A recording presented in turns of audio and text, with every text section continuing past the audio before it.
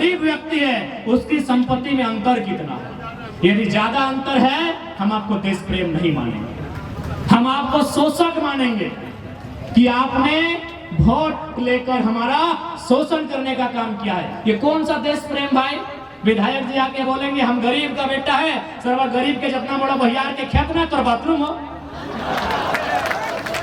गरीब का बेटा ऐसे बोला था तुम ना, हम गरीब का बेटा है और जितना बड़ा हमारे भैयार खेत ना है उतना बड़ा होकर बाथरूम हुआ और बोलते हम गरीब का बेटा है। तो इसलिए सबसे पहले आप देश प्रेम की परिभाषा समझिए।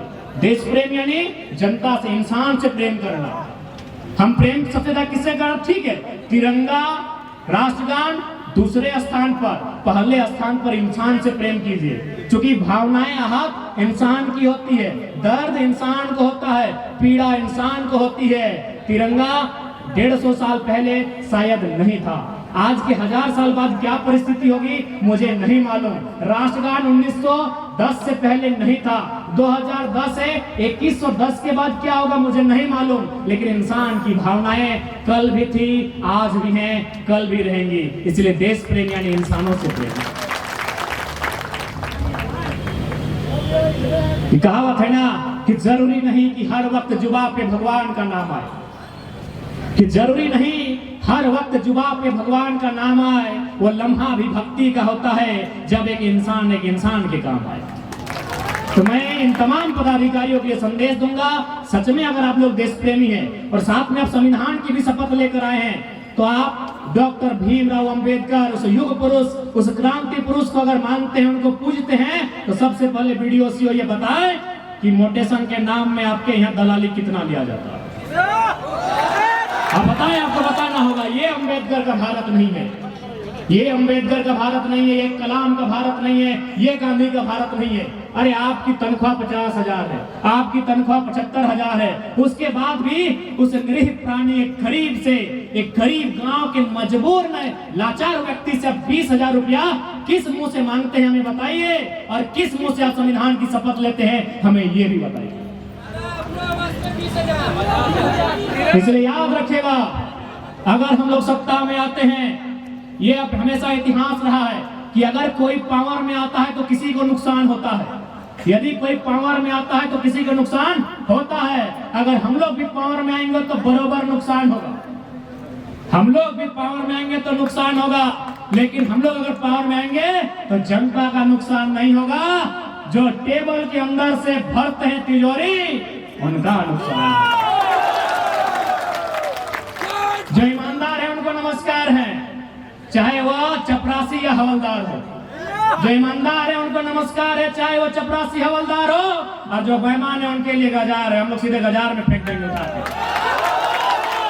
आज बहुत सारे लोग हमें कहते हैं कि जयराम महतो ऐसा भाषण देता है, सब भी लोग पसंद नहीं करते हैं। अरे भाई आप क्या जानेंगे मैं कहां से आता हूं।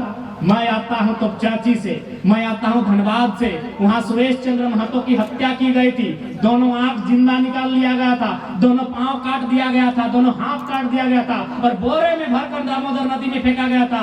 आप हमसे उम्मीद करते हैं हम आपको मीठा बात कहेंगे, ये नहीं होगा। जो गलत है सो गलत है, जो गलत है सो गलत है। जो ईमानदार है उनको श्रीमान कहेंगे, और जो बेईमान है उनको रे वीडियो रेसियो ही बुलाएंगे, जो खाना है। जो ईमानदार है उनको श्रीमान है, श्रीमान थाना प्रभारी, श्रीमान वीडियो, श्रीमान सीओ, श्रीमान डीसी, श्रीमान एसपी। जो बेईमान है उसको रे डीसी, रे एसपी, रे वीडियो, रे सीओ सुनना होगा, सुनना होगा आपको, क्योंकि हम लोग पावर में आएंगे तो सुनना होगा।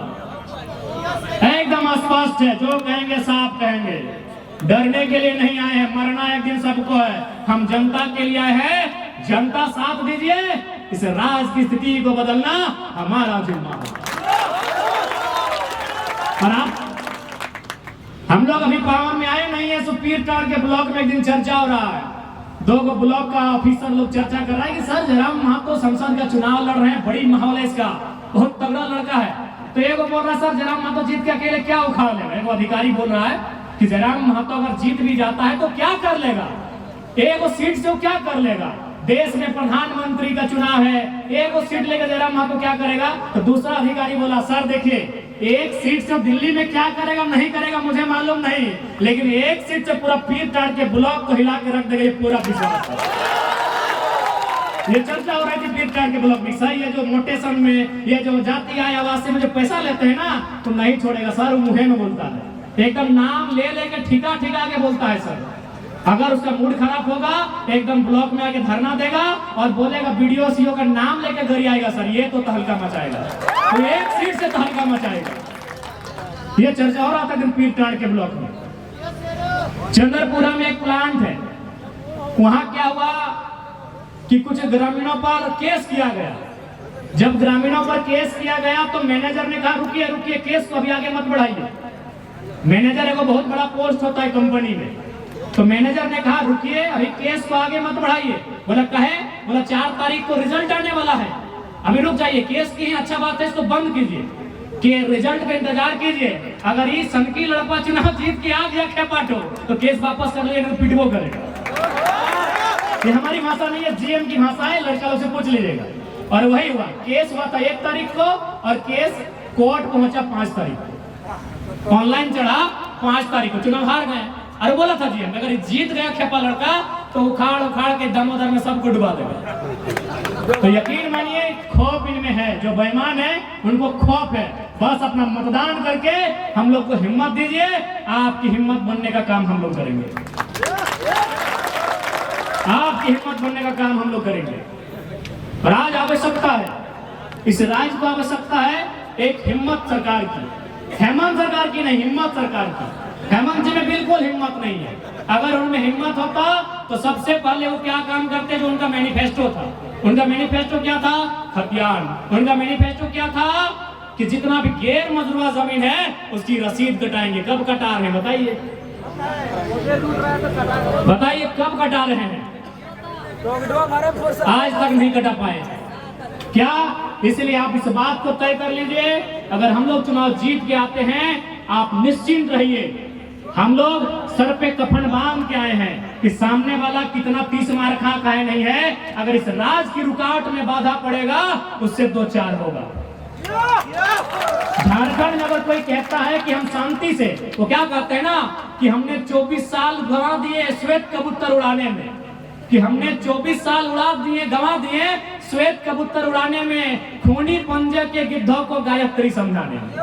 अरे जिनका सुबह भ्रष्टाचार से होता है, जिनकी शाम मांस मदिरे से होती है, जिनकी रात करोड़ों के कारोबार से होता है, आप उनके आगे आरती दिखा रहे हैं। तो भैया अब उनको आरती मत दिखाइए, उनको माँ भारती का कड़क रूप दिखाइए, नौजवानों को कमान दीजिए और उनको आराम दीजिए, उनको पेंशन दीजिए, हमें टेंशन दीजिए, उनको टेंशन मिलेगा।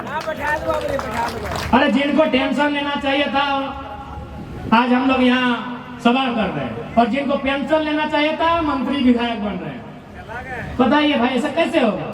इसलिए टेंशन लेने की उम्र यही है, 30 साल 35 साल का छोकरा लोग आगे आया है ना, यही टेंशन लेने का। तो जितना टेंशन लेना है हम लोग को दीजिए। देखिए आपका टेंशन लेते लेते मेरा 12 को बीमारी हो गया, डॉक्टर बोला है कि देखिए पानी पी पी के भाषण दे रहे हैं, मेरा गला में अंदर से एक छोटा सा घाव हो गया है, दिल्ली से रिपोर्ट हमारा नेगेटिव आया है, लेकिन फिर भी चूंकि हमको ये कार्यक्रम 1 महीना से पहले से था, अगर नहीं आते तो आपको भी दुख होता कि हम बोल के नहीं आए। आज हम सोच के देखिए कि मेरा बोलना यानी अपने जीवन को कम करना, हम जितना बोल रहे हैं अपनी आयु को कम कर रहे हैं, क्योंकि मेरा लंग्स में और थ्रोट में दोनों जगह नेगेटिव रिपोर्ट है।